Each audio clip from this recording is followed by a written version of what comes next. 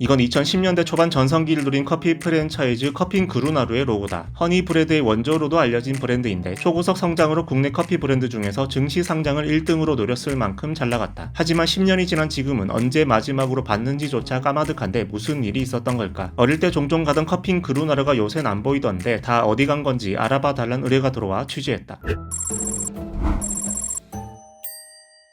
커핑그루나루의 몰락은 첫째, 비슷한 컨셉인 국산 브랜드들끼리의 과열 경쟁, 둘째, 어정쩡한 프리미엄 전략의 실패, 마지막으로 2000년대 이후 커피 소비자 입맛의 수준이 고급스럽게 성숙되는 등의 여러 요인이 복합적으로 작용한 결과라고 할 수 있다. 우리나라는 커피 전문점의 나라다. 국내 커피 전문점 매장은 2022년 말 기준 10만 729개로 인구 510명당 1개꼴이다. 다만 이렇게 된 게 그리 오래되진 않았다. 적어도 1980년대에서 90년대부터 우리나라 사람들이 믹스커피의 대중화 덕에 커피를 많이 마시긴 했는데 그래도 이렇게 세계적으로 손꼽을 정도는 아니었다. 지금 형태의 커피 전문점이 우후죽순 생겨난 계기는 90년대 말에 할리스에 이어서 스타벅스가 들어오면서였는데 이때부터 전문 매장들이 생기면서 국내 커피 시장이 쭉쭉 커지기 시작했다. 처음에는 스타벅스와 같은 외국 프랜차이즈가 시장 성장을 주도했지만 이후 탐앤탐스, 카페베네 등 국산 브랜드까지 합세해서 시장이 더 폭발적으로 커진다. 커핑그루나루가 등장한 것도 2007년이다. 커핑그루나루의 전성기는 화려했다. 10년 전쯤엔 매장 수가 수도권을 중심으로 124개나 됐는데 비록 성공하진 못했지만 커피 프랜차이즈 최초로 증시 상장을 꿈꾸기도 했다. 하지만 현재 커핑그루나루는 명맥만 유지하는 수준. 현재 가맹점은 서울에 2개, 충남 천안에 하나 해서 총 3개가 전부다. 지난해 기준 부채가 자산보다 26억 원 이상 많았고 당기 순이익은 5,700만원 손실이다. 어쩌다 이렇게 된 걸까? 시작점은 국산 브랜드들끼리의 과열 경쟁. 커피 프랜차이즈 시장은 2010년대 초중반을 지나면서 슬슬 과포화 상태에 이른다. 이 중에서도 탐앤탐스와 커핑그루나루의 경쟁은 말이 많았다. 커핑그루나루를 만든 김은희 대표는 사실 선발주자였던 탐앤탐스의 김도균 창업자의 동생이다. 탐앤탐스에서 일하다가 따로 사업을 분리해서 나왔는데 워낙 매장이 늘다 보니까 이 브랜드끼리도 인접한 매장이 많아지면서 서로 제살 깎아먹기 경쟁을 하는 게 아니냐는 지적을 받았다. 오빠하고 여동생하고 사이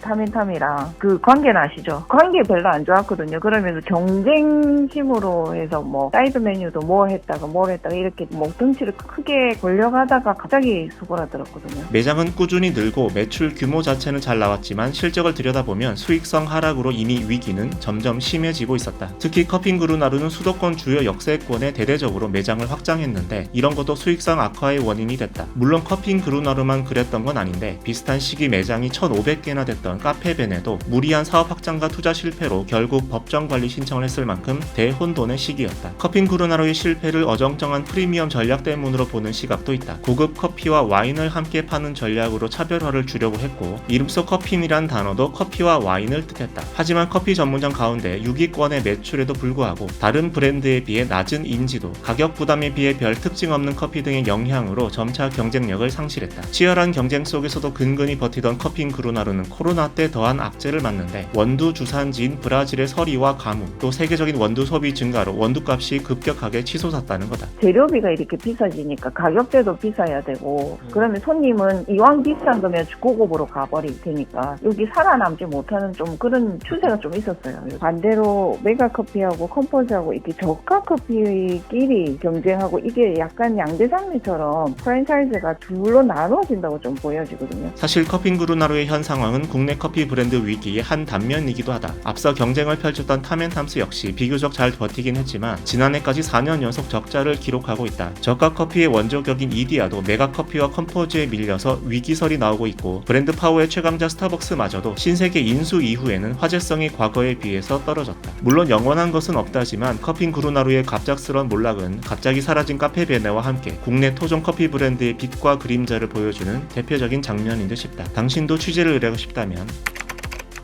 댓글로 의뢰하시라. 지금은 터널 위에 아파트가 있던데 왜 그런 건지 알아봐 달라는 의뢰가 들어와 취재 중이다. 구독하고 알림 설정하면 조만간 취재 결과가 올라올 거다.